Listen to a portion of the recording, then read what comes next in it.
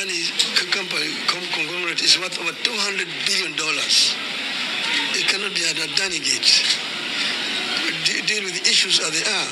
If some people have made mistakes, let them own up that they made some mistakes. But do not begin to condemn innocent. Plant doubts in our capacity to handle the PPPs. We must be prepared for a prolonged period of development drought and risk being overtaken by our neighbors. Ongoing energy and airport projects therefore present a critical test that could make or break our ability to compete in the field of infrastructure development for a considerable period. I urge all agencies concerned to address all the concerns raised by Kenyans on these projects and ensure that we do not spook foreign capital away from the Kenyan economy. The interest of protecting the principle and framework of PPPs and potential investors, we have a responsibility to ensure our processes are transparent, cost-effective, and accord equal opportunity to all would-be investors in line with the PPPs Act. Hello and welcome to my channel. So in case you missed it, that was RAILA defending ADANI like 3 days ago. So his stance has really annoyed a lot of Kenyans because guys are wondering why the government is so determined to do business with these ADANI guys, yet they have a bad reputation. You only need to Google them to see what I'm talking about. To Hindenburg Research, who published a report on ADANI on the 24th of January 2023, titled How the World's Third Richest Man is Pulling the Largest Con in Corporate History. The report started by saying, today we reveal the findings of our 2-year investigation, presenting evidence that $218 billion Indian conglomerate ADANI Group has engaged in a brazen stock manipulation and accounting fraud scheme over the course of decades. Gautam Adani, founder and chairman of the ADANI Group, has amassed a net worth of roughly $120 billion, adding over $100 billion in the past 3 years, largely through stock price appreciation in the group's 7 key listed companies, which have spiked an average of 819% in that period. Our research involved speaking with dozens of individuals, including former senior executives of the ADANI Group, reviewing thousands of documents and conducting diligence site visits in almost half a dozen countries. Even if you ignore the findings of our investigation and take the financials of ADANI Group at face value, its 7 key listed companies have 85% downside purely on a fundamental basis, owing to sky-high valuations. Key listed ADANI companies have also taken on substantial debt, including pledging shares of their inflated stock for loans, putting the entire group on precarious financial footing. 5 of 7 key listed companies have reported current ratios in quotes below 1, indicating near-term liquidity pressure. The group's top ranks and 8 of the 22 key leaders are ADANI family members, a dynamic that places control of the group's financials and key decisions in the hands of a few. Former executives describe the ADANI Group as a family business. The ADANI Group has previously been the focus of 4 major governmental fraud investigations, which have alleged money laundering, theft of taxpayer funds, and corruption, totaling an estimated $17 billion. ADANI family members allegedly cooperated to create offshore shell entities in tax haven jurisdictions like Mauritius, the UAE, the Caribbean islands, generating forged import and export documentation in an apparent effort to generate fake or illegitimate turnover and to siphon money from the listed companies. So the report is quite long, so I'm going to stick it below if you want to read all the contents of that report. Fuel to fire, Senator Manzo had lots to say about RAILA's involvement and a top politician on that deal. was passed in 2021. You are the National Assembly. Yes. So what happened? And also, what would be the role of Parliament in a procurement process? Well, you see, Parliament, finally, even if you do procurement, once you do your investigation, there's a problem. It is Parliament which should investigate. Mm-hmm. It is, Parliament should be the watchdog for the country. So the moment you do not, you have a law which denies Parliament a role, or the people of Kenya a role to participate in their own activities, in their own taxes, in their own management of day-to-day lives, and then you leave it to Cabinet. You see, that law takes it to Cabinet. Mm-hmm. Also, Cabinet then has no business in procurement. And therefore, these procurements are being conducted by who? And why is there no, competitiveness? Mm-hmm. It should be advertised. Different companies, including Kenyan companies, should participate. And then there must be a way of making sure that there is no fraud involved, or there are no cartels or unfair advantage to one of these organizations. But what is happening is this is just direct procurement. It's not procurement, in fact. It's direct sourcing, and it is their own place. It has its own place in law. There is every likelihood that something will go extremely wrong. We are aware that there are a lot of bribes being exchanged for these companies to get jobs here. And that is it. There's nothing much that will come out. Bribes. How much? In billions. To who? To some of these political party leaders. And that's why you find that they are able to fight for it. That's why you find strategic. Leaders, who are you talking about? I am talking about RAILA, ODINGA, and William Samoei Ruto. They have been bribed? They have been bribed by the ADANI company. How much? Where was that arrived at? Well, I don't want to give so much details right now. I'll do it at the right forum in the House. We'll also do evidence that actually they received money? There are bribes, and there are brokers involved. So that's why these companies have been given direct procurements. It's not that there are no other better companies in the world who can do a better deal. So if the Ketraco deal is worth 95.6 billion shillings, how much is going to Raila Odinga, how much is going to William Ruto? You know how much they received out of the deal. Sorry? You know how much they received. That's why Opio Wandai is the Minister for Energy. That's why the CS for Energy. It is very well choreographed. He just came in. The process started. ADANI is one of the big Indian companies. And Raila Odinga has admitted that he knew these companies up to 2010 when he was Prime Minister. And it was one of the companies sponsoring his campaign so that he becomes president in 2012. Is that so? These are some of the companies. So it's a bigger plot. That's a very serious allegation. Yes, they are. And that's why there's no procurement. If everything was to be serious, everything should have been on the table. Different companies should have been allowed to compete for the same jobs. How come they are direct procurements? ADANI Group was sponsoring Azimio campaigns. No, it wasn't Azimio those days. They sponsored the presidential campaign of Raila Odinga. Which election? 2012. 2013. There was a code there. There was a code movement. Kalonzo Musyoka was the running mate. Yeah, Kalonzo was part of the code. It was part of it. So these are old. I don't have the exact amounts, but campaigns are funded by different people. You're certain about what you're saying? The campaigns, the presidential campaign is owned by a lot of foreigners, a lot of times. It's owned by businessmen. CS of Treasury Mbadi had this to say about the deal when he was questioned about the same. This is a topic that may require another day. I come and just talk about PPP. I think Kenyans need to understand what PPP is all about, public-private partnerships. We haven't understood it, and I think government is largely to blame. We need to communicate to Kenyans and make them understand what it is we are doing. When you hear people say we are selling the airport, the truth is KAA has failed to run this airport. That is the truth, whether we like it or not. They cannot run the airport. Now they are making losses. So if you go across the world, most of the airports are managed through this kind of initiatives. They bring their money, so there's nothing like they're stealing from us. They bring their money, they do, and after they have done it, then they run it for a period of time. Now, the question should be, has it been done properly? Yep. And that is where the directorate under my ministry is involved. We are questioning these transactions too early, in my view.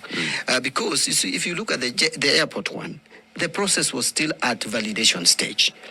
I have, through my ministry, 2 departments. There is a committee, which we call the PPP committee, chaired by my principal secretary, Chris Kipto. That is the law. And then there is the directorate. They have played their role in all these processes. And actually, we have, in my contract performance, performance contract, I have signed that we should be able to pull through 5 PPP projects this financial year, because that is the way to go. To finance major infrastructural investments in this country, we cannot do it through exchequer. We don't have that money.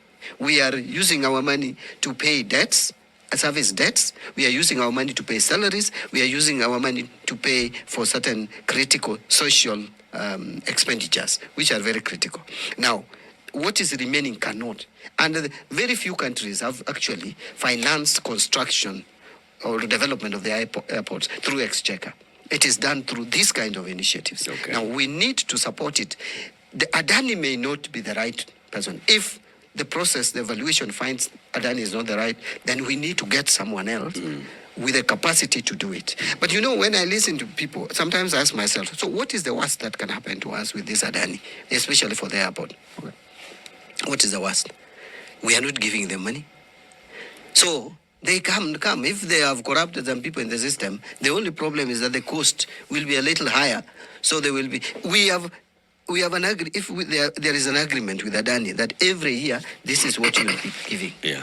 And that money is more than the money that KAA makes. Yeah. And then the airport will be done. Yeah. And it will be efficient. Yeah. And it will make Kenya a competitive country in the region. Yes. It will remain the hub that it is. Yes. If that can come through whatever name you call that person. I think what is the problem? The issue, Waziri, yes, is always in the detail, right? Yes. Is in making sure that the person who's negotiating on behalf of Kenyans is negotiating with the best interest of Kenyans at heart, and making sure that you get the most value from your counterparty.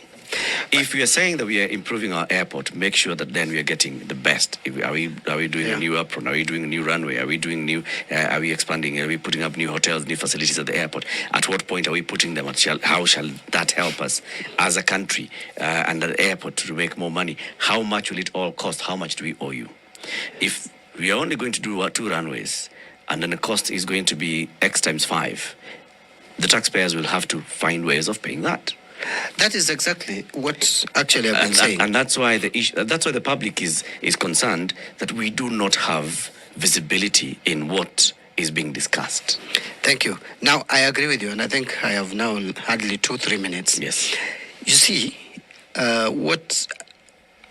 if you look, the problem is that we have not been communicating to Kenyans. And I think that especially the contracting authorities, because there is what we call contracting authority under PPP, which for JKIA is KAA. Through the line ministry, needs to communicate better. This one of energy, we need to communicate. You see, I have looked at the documentation around this ADANI and the airport. All the questions that Kenyans are raising have been raised by the PPP committee. 22 issues raised. A lot of it is around the costing, a lot of it around staff. Yeah, how are we going to transit the staff of the Kenya Airports Authority working at the JKIA, and many other issues on sharing of revenue, even in terms of returns. As there was a proposal, IRR was reduced from 18 to 16% through this committee. So there's still negotiation. The only thing is that Kenyans, I think, feel that we did not communicate. It was being done in a secret manner. But you see, the government is also arguing, and I belong to government, and our argument has been that we had not reached a point where it was necessary to communicate with the public. Okay, because so do you buy that explanation? So obviously, because this is a very hot topic, a lot of people have had lots to say about the same. So yesterday, lawyers Willis Otieno stopped by Spice FM as well and had this to say. Can as well be all that is said about them. Top company, global contacts, big contracts, huge projects. They can do those projects.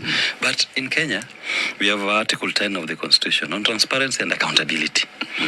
how do you arrive at ADANI as they want to do these projects? Look at, for example, now the energy thing they signed, 65 billion Kenya shillings. You know, you ask yourself, why ADANI? The same ADANI you are giving the airport for free. They're not putting any coin on it. They're just going to use our money to build that airport. Now, the people of Kenya are saying, why this preferential treatment being given to one particular entity? Why can't we consider alternative models of funding or even go through competitive process of bidding for people to look for these contracts? My preferred, as a person, let's take, for example, the energy, the KETRACO agreement. You know, we have the Nairobi Stock Exchange here. You want to tell me, if KETRACO was to float its shares here at the NSE and invite Kenyans to bid, or government of Kenya was to float an energy bond that we want to raise 100 billion, Kenyans to buy, we want to use this money to invest a 5-year bond, or you go to NSE and you float shares, Kenyans will own this thing. Our problem is that we seem to be laying the red carpet for Indians to come here and colonize us. You are giving them contracts for 30 years. In 30 years, I assure you, none of the people in government today will be there in that government, even if they are lucky to be alive. They will not be there. But we are enslaving our grandchildren. We are turning some Indians to be their slave master. When our forefathers fought the white colonialists, we are now the ones, the same black people, laying the red carpet for an Indian to come here and take over our crown jewels. When will Kenyans own these assets? You're mixing very many things there, Willis. On the one hand, you said it's okay if it was open bidding. Yes. And they came in. Yes. So whether they were Indians, where are the people from Czechoslovakia called? From Slovakia. Or Slovaks. Slovaks, right? Whether they were Slovaks Yes. or Indians or Kenyans. Yes. And even if we were to talk about Kenyans, whether it's Kenyans from Mlima or from Western or from Coast, it doesn't matter. And then on the other hand, now you start saying they are foreigners. Do you have a problem with them being foreigners, or do you have a problem with... I said, if you wanted to bring foreigners, do an open bidding. Let's get the best in the market. That's one option. My preferred option is, at what point will Kenyans ever own these assets? And I'm saying, we have the NSE. Go and float shares in the NSE, rights issue. Or float an energy bond. Let Kenyans buy the bond and use the money to build the infrastructure. And we'll be earning the dividends, because at the end of the day, it is our money that will be used to pay off ADANI. So do you prefer the Indian to take that dividend, or the Kenyan in Moroni? It's an option. So if you're looking at the best interest of the Kenyan, which will be the best? For me, There the are best options. the best will be the best. When you're in public office, you're holding a public trust. Give your people the first opportunity.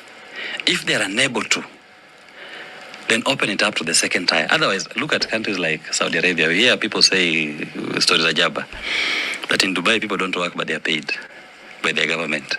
It's not like they're paid for just sitting there.